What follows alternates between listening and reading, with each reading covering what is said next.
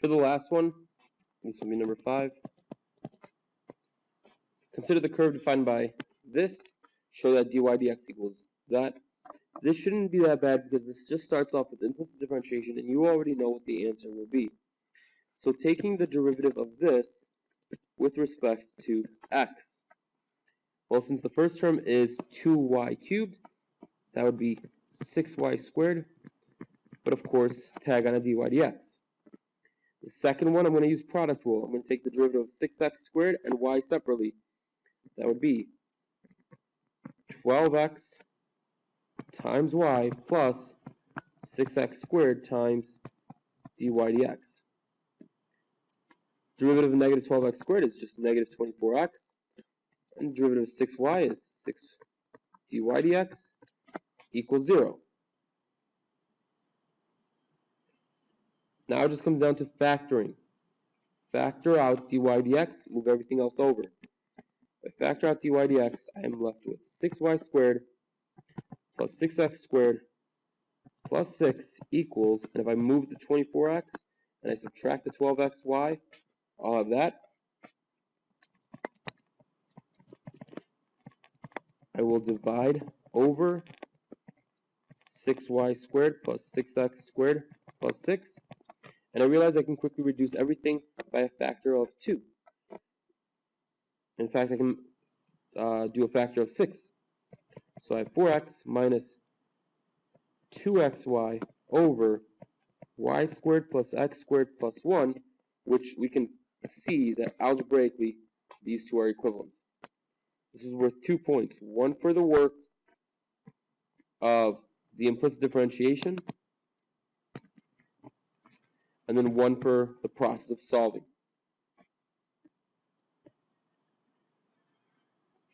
Part B. Write an equation of each horizontal tangent line to the curve.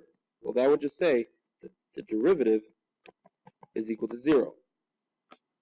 When does the derivative equal 0? Specifically when the numerator of a fraction equals 0. Sorry, that's a 4. If I factor out 2x, I'm left with 2 minus y. So that means either x equals 0 or y equals 2. They are not together. They are separate. So if x equals 0, I need to find the corresponding y value. If I plug in x equals 0 in the very beginning, I have 2y cubed plus 6y equals 1. I'm going to use a calculator here to figure out that y equals 0.165. And this is actually the equation of line because it's y minus y1 equals m, which in this case is 0, so the whole right side of the equation goes to 0. If I add over that constant, I get y equals 1.65.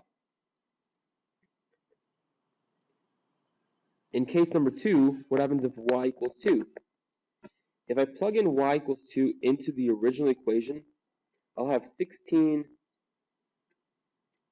plus 12x squared minus 12x squared, which they cancel out, plus 12 equals 1. So that means 18 plus 12 equals 1. That is not true, so therefore y equals 2 is not even a point on the curve.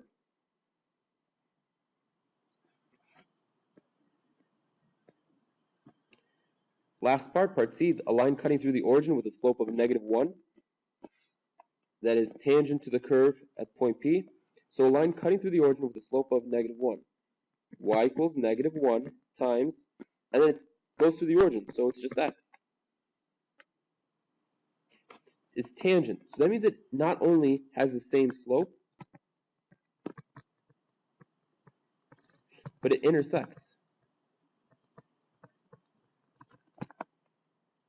So what I'm going to do is I'm going to take that derivative equation and plug in y equals negative x and solve.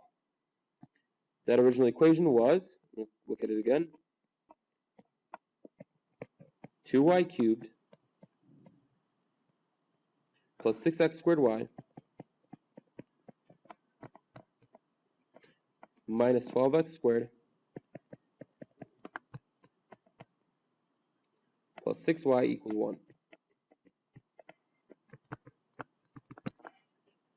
If I plug in negative x, I get negative 2x cubed plus, actually minus 6x cubed minus 12x squared minus 6x equals 1.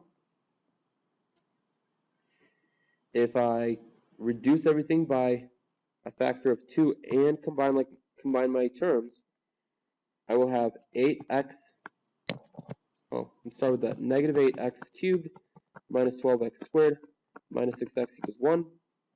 So therefore 8x cubed plus 12x squared plus 6x equals negative 1. And I actually cannot reduce everything by 2 because the negative 1 won't factor. So x cubed plus 12x squared plus 6x plus 1 equals 0. If you use your calculator, you get x equals negative 1/2. And if x equals negative 1/2, and I know y equals negative x, that means y must be 1/2. Make sure you just write your answer as a coordinate pair.